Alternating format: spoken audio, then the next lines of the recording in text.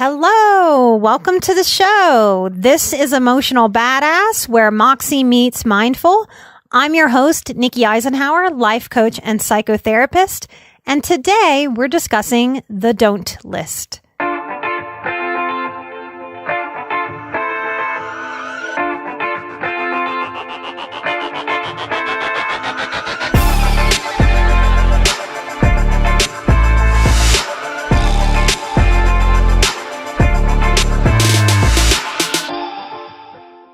This is positivity and motivation mindset for realists here on Emotional Badass. So normally I don't want to use the word don't. It's negative. And in law of attraction work, we don't use don't. I'm going to get lost in double negatives here because the brain doesn't really know so much what this no or don't means. So if I say to you, don't think about alligators, that's why immediately you picture an alligator. Okay. So in hypnosis, when we write a hypnosis script, we never, ever put don't because the person's going to think about the alligators.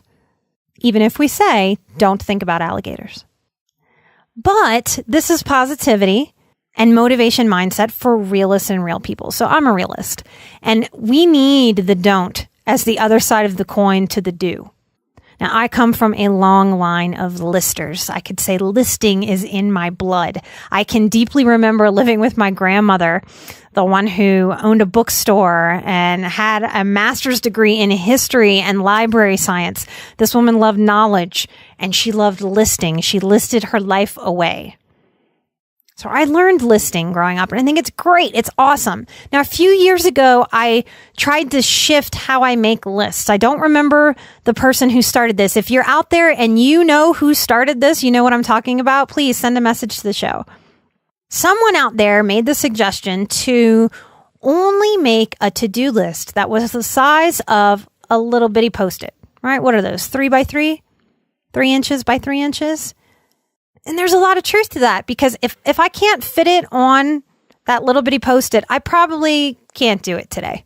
And I know a lot of sensitive people, partly because we have vision. We can see bigger picture. We can see the domino effect of consequences and what we put energy into today, how that will pay off later.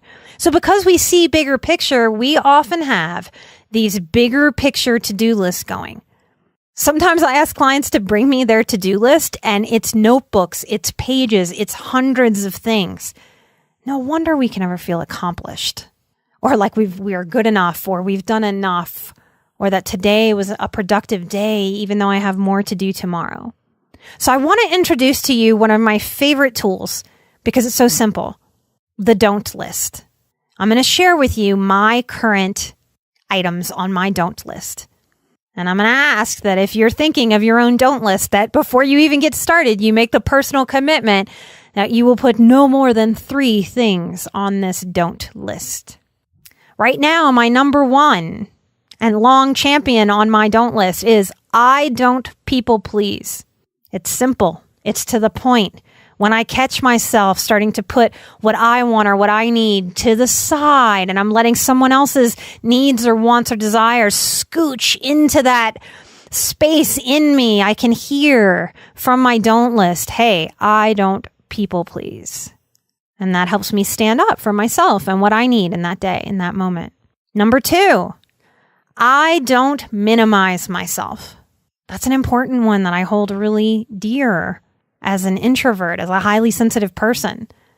I think I've had history with so many narcissists, just like so many of you, because we're magnets as highly sensitive people for those narcissistic types that I think often we subdue, we shrink. We don't want to shine brightly. We also don't want to invite criticism and judgment. So for me to be able to do this show, for me to be able to be and live with integrity doing this show that's called Emotional Badass, I will not allow myself to minimize myself anymore. So my number 2, I don't minimize myself. Number 3, I don't allow fear to stall my goals and dreams. I want appropriate fear in my life. I want my body to signal fear if I'm in danger. I don't want fear to keep me pushing pause on living. I don't want to minimize my dreams and my goals just because fear can rear its big head. I no longer have it on my don't list because I feel like I've mastered it. But one of the don't list items that's no longer there used to be, I don't yes. I don't automatically yes. How many of you out there from this people-pleasing place, from this place of kindness, wanting to show up for other people, how many of you just automatically say yes and then kick yourself later? No, you're not alone. So many highly sensitive people have to practice learning how to not do an automatic yes. I'll share 2 more that used to be on my don't list, used to be featured items on this don't list. I don't defend. And that's a really important one, and that's a deep one, and that can mean a lot of different things to a lot of different people.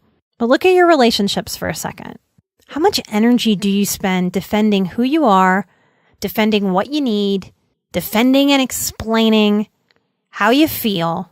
Defend. And we wonder where our energy goes, where our zest for life goes. So I don't want to defend myself to other people. I want to show up and share myself with other people. And the third one I'm going to share that no longer needs to be on my current don't list because I've practiced it enough to where it's part of who I am now. I don't make excuses. I don't make excuses for myself. I have reasons, but I don't make excuses. I don't need excuses. If I want to do something, I will do it. If I don't want to do something, I will not. If I don't see the value in something, I'm not going to do it. And if I see the value, I will.